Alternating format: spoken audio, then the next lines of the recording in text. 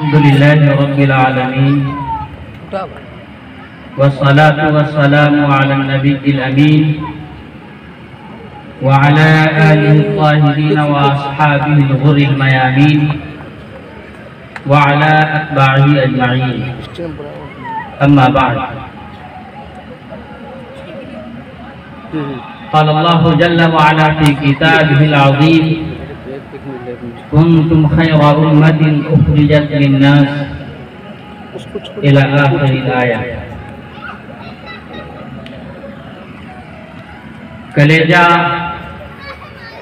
کلیجہ تھام دو،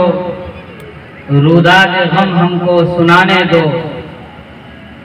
تمہیں دکھا ہوا دل ہم دکھاتے ہیں، دکھانے دو. اسی کے دم سے تھوڑی روشنی ہے خانہ دل میں، بجھاتے کیوں ہو شمع آرزو کو جھلملانے دو. نہ داغ آئے گا اپنے دامن حسن طبیعت پر، نہ داغ آئے گا اپنے دامن حسن طبیعت پر، وفا پر میری جو تہمت لگاتے ہیں لگانے دو. اسٹیج پر حاضر علماء کرام اور سامنے پنڈال میں تشریف فرما سامعین اعظام، ابھی آپ حضرات نے مختلف علماء کرام کی قیمتی باتوں کو سماعت کیا ہے. اللہ تعالیٰ سے دعا ہے کہ اللہ تعالیٰ ہمیں بھی اور آپ کو بھی عمل کی توفیق مرحمت فرمائے. بزرگوں، آج کے اس اجلاس کی جو امتیازی چیزیں تھیں، ابھی میرے بڑے جناب مولانا ظفر عبدالرؤوف صاحب نے فرمایا کہ بڑی قید و بند کی چیزیں یہاں پر ہیں جس سے علماء گزر رہے ہیں، اور میں سمجھتا ہوں کہ یہ چیزیں ٹھیک ہیں اور یہ عمدہ انتظام اور اچھے انتظام و انصراف کی علامت ہے. جلسے اسی طرح کے کامیاب ہوا کرتے ہیں. بہرحال انہی کا ایک حصہ ہے کہ میرا بھی موضوع طے ہے، اور میرا جو موضوع ہے وہ یہ ہے کہ مدارس اسلامیہ کی امت مسلمہ کے لیے، خاص طور سے اسلامیان ہند کے لیے کیا اہمیت ہے، اور یہ مدارس جو پورے ملک میں پھیلے ہوئے ہیں اور اپنی ذمہ داریوں کو بحسن و خوبی انجام دے رہے ہیں، ان مدارس کا امداد کرنا کیسا ہے، کیوں کرنا چاہیے اور اس پر کیا اجر ہمیں ملنے والا ہے. تو موضوع تو بڑا ہمگیر ہے اور بڑا وسیع و عریض ہے، لیکن مختصر وقت میں مجھے چند باتیں کہنی ہیں. بہت ممکن ہے کہ مختصر وقت میں ساری باتیں نہ آ سکیں، کیونکہ میں ایک طالب علم کی حیثیت سے آپ کے سامنے بیٹھا ہوں بڑوں کے حکم پر، ورنہ میں اس قابل نہیں کہ آپ کے سامنے بیٹھ کر باتیں کر سکوں. بزرگوں، اللہ تبارک و تعالیٰ نے اپنے دین کی حفاظت کی ذمہ داری لی ہے، اور اس دین کی حفاظت کے لیے اس نے ہر زمانے میں مختلف شکلوں میں اس کے انتظامات فرمائے ہیں. ہمارے جو یہ مدارس ہیں وہ اسی کا ایک حصہ ہیں. یعنی مدارس کو اللہ تبارک و تعالیٰ نے اپنے دین کی حفاظت و صیانت کے لیے قائم فرمایا ہے اور اس کے اسباب فراہم کیے ہیں. بزرگوں، آپ سب پڑھے لکھے ہیں، تاریخ سے واقف ہیں، جانتے ہوں گے کہ ہمارے ملک میں جب غیروں کا تسلط ہو گیا، ہمارا ملک غیروں کے قبضے میں چلا گیا، تو اس کے چنگل سے چھڑانے کے لیے جو جد و جہد کی گئی، جو کوششیں کی گئی، اس کی شروعات تو بہرحال بہت پہلے سے ہوتی ہے، جس کی ابتدا کلکتہ سے ہوتی ہے، لیکن تاریخ میں لوگوں نے کچھ اور لکھ رکھا ہے، اور بہت سے لوگوں نے 1857 کو اس کا آغاز اور اس کی ابتدا بتلایا ہے. بہرحال ہم اگر بات وہیں سے شروع کریں، پیچھے چھوڑ ہی دیں، پھر بھی ایک بات نکل کر یہ سامنے آتی ہے کہ 1857 کی جنگ آزادی میں علماء کرام نے اور اس ملک کے مسلمانوں نے جو کوششیں کی، جو قربانیاں پیش کی، اپنے سر کے نذرانے پیش کیے، اپنے خون کو پانی سے زیادہ ارزاں اور سستا سمجھ کر اس ملک کی آزادی کے لیے بہایا۔ نتیجہ بہرحال یہ ہوا کہ اس جنگ کو ہم ہار گئے اور پورے ملک پر انگریزوں کا ناپاک قبضہ ہو گیا۔ لیکن بزرگوں، تاریخ گواہ ہے، آپ اٹھائیے تاریخ کو اور پڑھیے کہ اس جنگ آزادی کے پاداش میں، جس جنگ آزادی میں ہمارے علماء نے بھرپور شرکت کی تھی، اپنا سرگرم کردار ادا کیا تھا، اس کے پاداش میں ہمیں بہت بڑی قیمت چکانی پڑی۔ یہ وہ زمانہ ہے جس زمانے میں دلی ہمارا علمی مرکز ہوا کرتا تھا، اور وہ علمی مرکز ایسا مرکز تھا جہاں سینکڑوں ہزاروں مدارس، مکاتب اور خانقاہیں قائم تھیں اور خوبصورتی سے اپنی ذمہ داریاں ادا کر رہی تھی۔ لیکن انگریزوں نے یہ طے کیا کہ اس ملک میں جب تک علماء باقی رہیں گے، مدارس باقی رہیں گے، اور اس قوم کے ہاتھ میں جب تک قرآن باقی رہے گا، میں سمجھتا ہوں کہ اس قوم کو کوئی غلام نہیں بنا سکے گا۔ نتیجہ یہ ہوا کہ دشمنوں کی نگاہیں ہمارے مدرسوں پر پڑی، اور یہ مدرسے یہ نہیں کہے گئے، کبھی ایک مرتبہ بھی اس زمانے کی حکومت نے اپنی زبان سے یہ نہیں کہا تھا کہ ہم ان مدرسوں کو ختم کر دیں گے، لیکن یہ ان کے ایجنڈے میں تھا اور ان کی ترجیحات میں بھی شامل تھی۔ اور اس زمانے میں جو مدرسوں کا نظام چلتا تھا، مدرسوں کے جو انتظام اور انصرام ہوا کرتے تھے، وہ عوامی چندوں سے نہیں ہوا کرتے تھے۔ یہ مٹھیا اور یہ عوامی چندوں کا جو نظام شروع ہوا، یہ بانی دارالعلوم دیوبند حضرت نانوتوی علیہ الرحمہ نے اس کی ابتدا فرمائی۔ اس زمانے میں مدرسوں کا نظام اوقاف کی زمین سے چلا کرتے تھے۔ جب بھی کوئی مدرسہ بنتا تھا، کوئی مسجد بنائی جاتی تھی، کسی خانقاہ کو قائم کیا جاتا تھا، تو سلاطین مسجد کے لیے، مدرسوں کے لیے، خانقاہوں کے لیے، مکاتب کے لیے زمین وقف کر دیا کرتے تھے، اور اس وقت کی زمین سے جو پیداوار ہوتی تھی، جو آمدنی ہوتی تھی، اسی سے مدرسوں کا، مکتبوں کا، خانقاہوں کا اور مساجد کا نظام چلا کرتا تھا۔ جب حکومت نے اس زمانے کی یہ طے کر لیا کہ مدارس کو ختم کرنا ہے، تو اس جملے کو انہوں نے ایک بار بھی اپنے زبان سے ادا نہیں کیا۔ بڑی خاموشی کے ساتھ، بڑی شاطرانہ انداز میں انہوں نے یہ کیا کہ مدرسے کی آمدنی کے جو ذرائع تھے، یعنی اوقاف کی زمین، اس کو اپنے قبضے میں کر لیا، اور نتیجہ یہ ہوا کہ سارے مدارس دھیرے دھیرے اپنی موت مر گئے، اور سارے مدارس کلی طور پر بند ہو گئے، ختم ہو گئے۔ اب جب یہ صورتحال کھڑی ہوئی تو بانی دارالعلوم دیوبند حضرت مولانا محمد قاسم نانوتوی رحمت اللہ علیہ اور ان کے رفقا نے یہ دیکھا کہ اس ملک کے اندر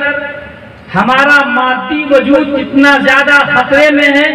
اس سے زیادہ کہیں ہمارا دینی وجود خطرے میں ہے۔ اس لیے کہ دین اور اسلام کی حفاظت کے جو قلعے تھے،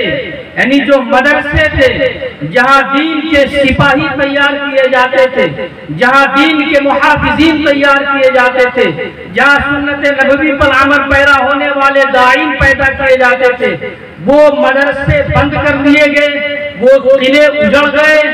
وہ خانقاہیں ختم کر دی گئی، ان کی اینٹ سے اینٹ بجا دی گئی، اور ان کی بنیاد ختم کر کے انہیں نیست و نابود کر دیا گیا۔ اس لیے ضرورت اس بات کی ہے کہ اس ملک کے اندر اپنے دینی وجود کو باقی رکھنے کے لیے مدرسوں کا قیام نہایت ہی ضروری ہے۔ چنانچہ حضرت مولانا قاسم نانوتوی علیہ الرحمہ نے دلی کے مرکزی مقام سے دور ہٹ کر دیوبند کے علاقے میں ایک جنگل میں جا کر جو اس زمانے میں غیر آباد تھا تقریباً، وہاں جا کر ایک مدرسے کی بنیاد رکھی جس کو آج دنیا دارالعلوم دیوبند کے نام سے جانتی ہے۔ بزرگوں، آج دارالعلوم دیوبند کا جو مقام پوری دنیا میں ہے وہ کسی اور تحریک کا مقام نہیں ہو سکتا، اور پھر اس دارالعلوم دیوبند کے قیام کے بعد پورے ملک کے خطے میں گوشے گوشے میں حضرت نانوتوی علیہ الرحمہ اور ان کے رفقا کی کوششوں سے، ان کے اخلاص کے نتیجے میں مدرسے قائم ہوتے چلے گئے، مکاتب قائم ہوتے چلے گئے، خانقاہیں بنتی چلی گئیں، اور صورتحال بہیجہ رسید کہ آج پورے ملک کے اندر تقریباً 3 لاکھ مدرسے ہیں جو دین کی حفاظت و سیانت کے لیے رات و دن اپنی کوشش میں لگے ہوئے ہیں۔ بزرگوں، وقت تنگ ہے، ورنہ میں تفصیل سے آپ کو بتلاتا کہ یہ مدرسے ہمارے لیے کتنی زیادہ اہمیت کے حامل ہیں۔ آج مدرسوں پر بہت ساری باتیں ہو رہی ہیں، اس کے نصاب میں تبدیلی کی رائیں پیش کی جا رہی ہیں، اس کے نظام پر کلام کیا جاتا ہے، لیکن دنیا والے یہ بھول گئے کہ یہی وہ مدرسے ہیں جس کے وجود سے دنیا کا وجود مربوط ہے، جس کے وجود سے ہندوستانی مسلمانوں کا خاص طور سے وجود مربوط ہے۔ اگر یہ مدرسے ختم ہو جائیں گے، ایمان ہندوستان سے ختم ہو جائے گا، اسلام مٹ جائے گا، مسلمانوں کا وجود ختم ہو کر رہ جائے گا۔ اس لیے بزرگوں، یاد کیجئے، آج کے جو روشن خیال لوگ ہیں،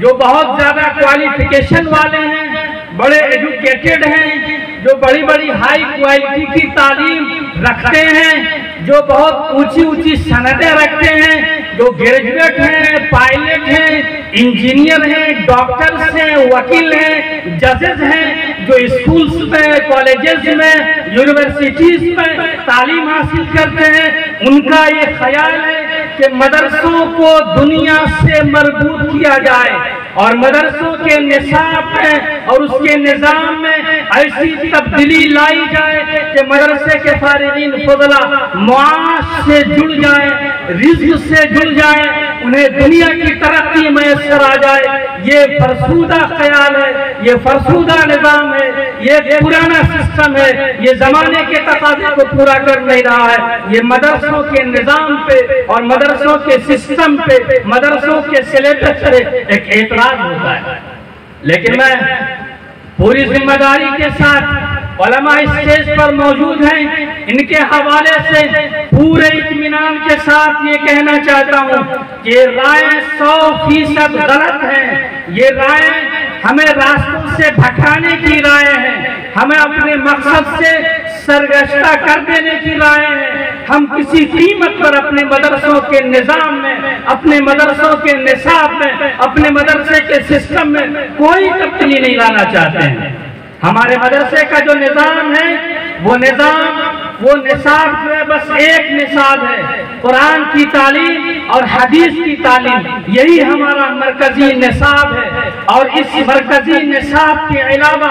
جزوی تبدیلیاں ہوتی رہی ہیں اور ہوتے رہیں گے۔ مدرسے والے اہل مدارس جو علماء ہیں، جو مفتیان ہیں، جو ماہرین دین ہیں، جو ماہرین دینی تعلیم ہیں، وہ آنکھ بند کیے ہوئے نہیں ہیں۔ زمانے کے تقاضے ان کے سامنے بھی ہے، وہ جزوی تبدیلی ہمیشہ سے کرتے رہے ہیں اور آئندہ بھی کرتے رہیں گے، لیکن مرکزی طور پر ہم اپنے نصاب میں کسی تبدیلی کے قائل نہیں ہیں۔ اس لیے کہ اگر ہمارا یہ نصاب بدلا، ہمارا یہ نظام بدلا، تو یاد کیجیے علامہ اقبال کو، جنہوں نے اپنی کتاب میں لکھا ہے کہ لوگوں، جب میں جوان تھا تمہاری طرح میرے رگوں میں بھی گرم خون دوڑتے تھے، تو میں بھی مدرسوں کے نظام میں اور مدرسوں کے نصاب میں تبدیلی کا قائل تھا۔ ایسی تبدیلی جو مسلمانوں کو مغرب قوموں کے تمدن تک پہنچا سکے، اس کی تہذیب تک پہنچا سکے، لیکن یورپ کو دیکھ آنے کے بعد میری رائے تبدیل ہو گئی ہے۔ اس لیے یہ خانقاہیں اور یہ مکتبے اور یہ مدرسے اور یہ چھوٹی چھوٹی شکلوں میں چلنے والے ادارے، ان کو اپنے حال پر باقی رہنے دو۔ اگر ہندوستانی مسلمان ان مدرسوں کے اثر سے محروم ہو گئے تو جو ہونے والا ہے، میں یورپ سے دیکھ کر آیا ہوں۔ کیا دیکھ کر آئے تھے علامہ اقبال؟ کیا دیکھ کر آئے تھے؟ انہوں نے یہ دیکھا تھا کہ ہسپانیہ کے اندر یعنی اسپین کے اندر 800 سالوں تک مسلمانوں کی حکومت تھی، لیکن جب یہ مدرسے وہاں ختم کر دیے گئے تو آج کی تاریخ میں قرطبہ اور غرناطہ کے کھنڈرات کے علاوہ اسلامی شان و شوکت کا کوئی نشان وہاں باقی نہیں ہے۔ ایسے ہی ہندوستان میں بھی 800 برسوں تک مسلمانوں کی حکومت رہی ہے۔ اگر یہ مدرسے ختم ہو گئے، اگر یہ مکاتب بند کر دیے گئے، اگر یہ خانقاہوں کا نظام بند کر دیا گیا، غریب مسلمانوں کے بچوں کو اگر مدرسوں سے دور کر دیا گیا، تو اس ہندوستان کے اندر بھی 800 سالوں کی حکومت کے باوجود آگرہ کے تاج محل اور دلی کے لال قلعہ کے علاوہ مسلمانوں کی شان و شوکت کا کوئی نشان باقی نہیں رہ جائے گا۔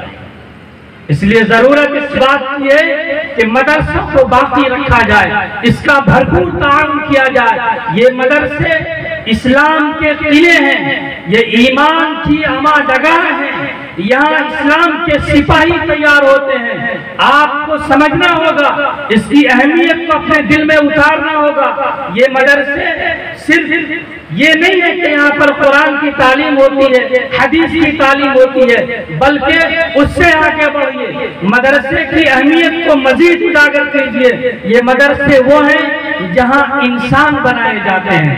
یہ مدرسے انسان گر ہیں، مردم ساز ہیں، یہاں آدمیت کی تعلیم ہوتی ہے، یہاں انسانیت کی تعلیم ہوتی ہے۔ جو لوگ مدرسے کے فیض یافتہ نہیں ہیں وہ ہوں گے بہت بڑے ڈاکٹر، لیکن ڈاکٹر ہیں۔ وہ جو لوگ بڑے ججز ہیں وہ ہوں گے بہت بڑے جج، لیکن غیر عادل ہیں، غیر انصاف پرور ہیں۔ جو وکیل ہیں ہوں گی ان کی ڈگریاں بہت بڑی، لیکن وہ ڈاکہ ہیں، ڈاکہ ڈالتے ہیں، دن میں ڈاکے ڈالتے ہیں، غریبوں کے گھر بیچواتے ہیں، غریبوں کے سر کی تاج کو بیچ دیتے ہیں، ان کے ضرورت کو فقر کا شکار بنا دیتے ہیں۔ اس لیے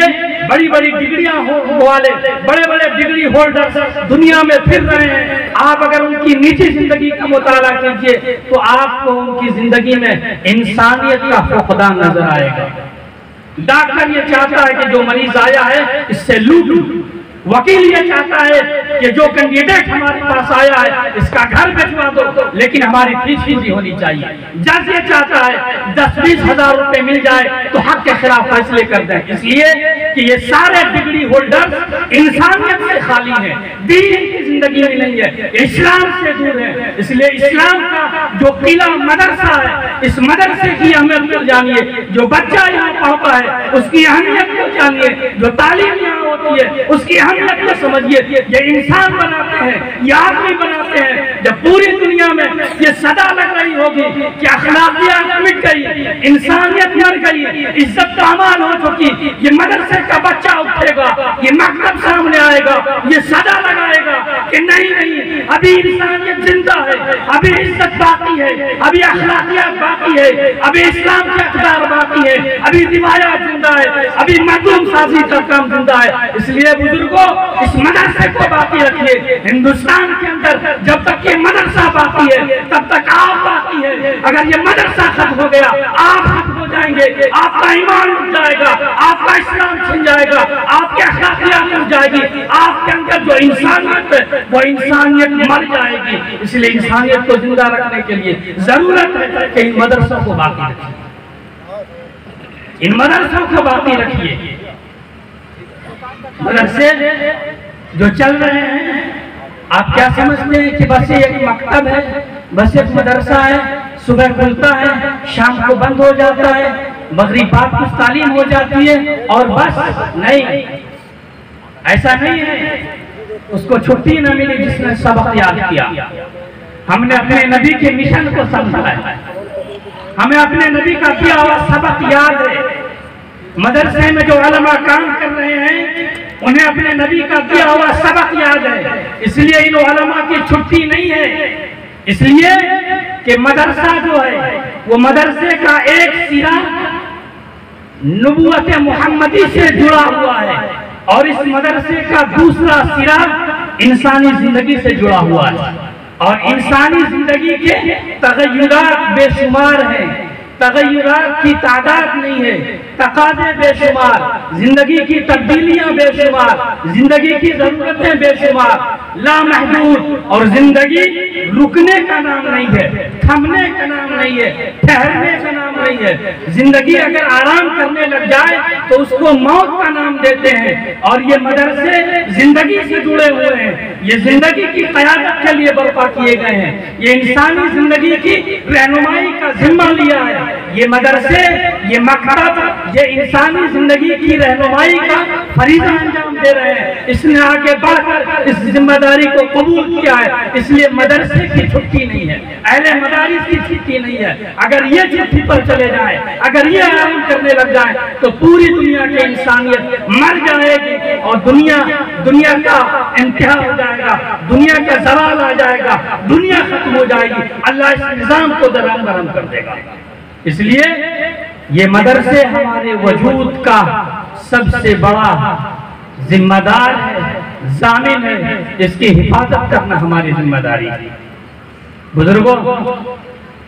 آپ سمجھتے ہیں کہ دنیا کے اندر بہت سارے ادارے چل رہے ہیں، مختلف قسموں کی تعلیم ہو رہی ہے۔ ابھی کچھ دن قبل حضرت امیر شریعت دامت برکاتہم نے ہم چند اساتذہ کو مدعو کیا، اپنی خدمت میں حاضر ہونے کا حکم دیا۔ ہم لوگ حاضر ہوئے، حضرت کو کچھ مشورہ کرنا تھا، کچھ خیال ان کے دل میں آ رہے تھے کہ آخر یہ مدارس جو ہمارے چل رہے ہیں یہ کیا کر رہے ہیں اور ان کو کیا کرنا چاہیے، ان کا مشن کیا ہے، کون سا مقصد لے کر یہ اٹھے تھے۔ پھر حضرت نے خود ہی فرمایا کہ ہمیں لگتا ہے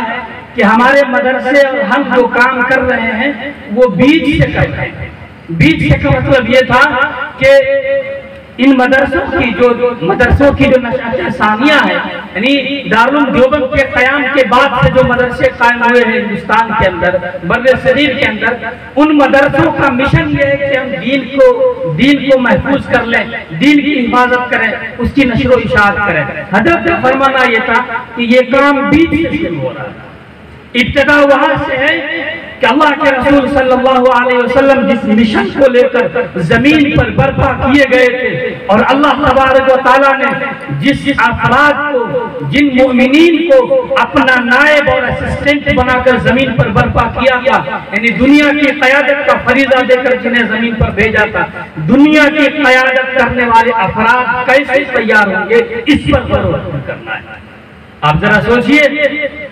کہ ہمارے مدرسے کیا کر رہے ہیں۔ حضرت نے فرمایا کہ اس پر غور کیجئے،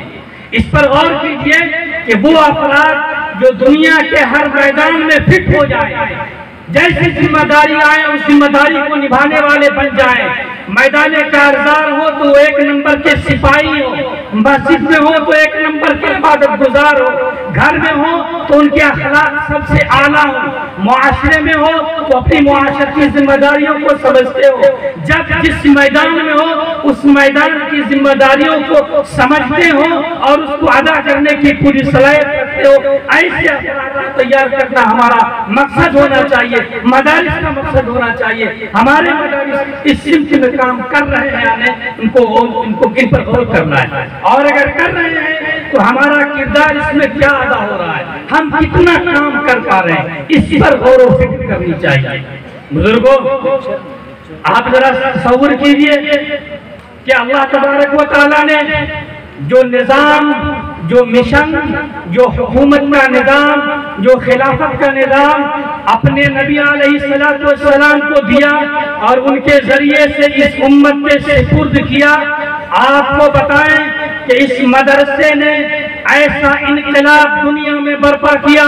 کہ دنیا کی تاریخ میں اب تک چھوٹا کوئی انقلاب آیا ہو یا کوئی بڑا انقلاب آیا ہو، ان مدرسوں کا کردار اس میں نمایاں طور پر شامل رہا ہے۔ آپ اٹھائیے تاریخ، حضور اکرم صلی اللہ علیہ وسلم کی وفات ہوتی ہے، ان کے تربیت یافتہ، ان کے مدرسے کے فارغ صدیق اکبر سامنے آتے جاتے ہیں اور صرف ایک زکات کا انکار ہوتا ہے۔ حضرت صدیق اکبر فرماتے ہیں اَيَنْقُصُ الدِّينُ وَأَنَا حَيٌّ، کہ ابو بکر زندہ رہے اور دین میں کمی ہو جائے، ایسا ہو ہی نہیں سکتا ہے۔ عمر فاروق سامنے آئے، عثمان غنی سامنے آئے، علی مرتضیٰ سامنے آئے، حضرت سعد بن ابی وقاص آئے، عبیدہ ابن جراح آئے، اور حضرت بن الیمان آئے، بڑے بڑے اسلامی سپہ سالار آئے، خالد بن الولید آئے۔ یہ سب کون تھے؟ یہ سب مدرسے کے فارغ تھے، یہ مدرسوں میں تعلیم حاصل کیا تھا، انسانیت کو سکھا تھا، نبی سے تربیت حاصل کی تھی، مدرسے کی چار دیواریوں میں بیٹھ کر، اس کی چٹائی پر بیٹھ کر اپنے نبوی مشن کو سیکھا تھا، سمجھا تھا، انسانیت کے لیے مدارہ تیار کیا تھا، انسانیت کے زخموں پر مرہم رکھنے کے لیے اپنے آپ کو مفید بنایا تھا۔ اس لیے دنیا میں اٹھے اور ایسی حکومت کی، ایسی قیادت کی، ایسی خلافت کی، نبوی مشن کو ایسا لے کر اٹھے کہ غیر اپنے تو اپنے غیروں نے بھی گواہی دی کہ اگر حکومت کا انداز سیکھنا ہو، حکومت کا طریقہ سیکھنا ہو تو صدیق و عمر سے سیکھنا۔ یہ حکومت ایسے افراد مدرسے سے تیار ہوتے ہیں۔ اس لیے میں آپ حضرات سے وقت کم ہے، پورے خلوص کے ساتھ، پورے انشراح کے ساتھ میں آپ کو آپ کے دل پر دستک دیتے ہوئے آواز لگاتا ہوں کہ مولانا قمر الزمان رحمانی آپ کے اس محلے میں قیام پذیر ہیں، مدرسہ قائم کیے ہوئے ہیں، خدمات انجام دے رہے ہیں۔ آپ ان کی دامے دیرہ میں خوب تعاون فرمائیے، خوب معاونت فرمائیے، خوب امداد فرمائیے۔ حضرت مولانا ولی رحمانی صاحب رحمت اللہ علیہ فرمایا کرتے تھے کہ تعلیم کی ضرورت اتنی زیادہ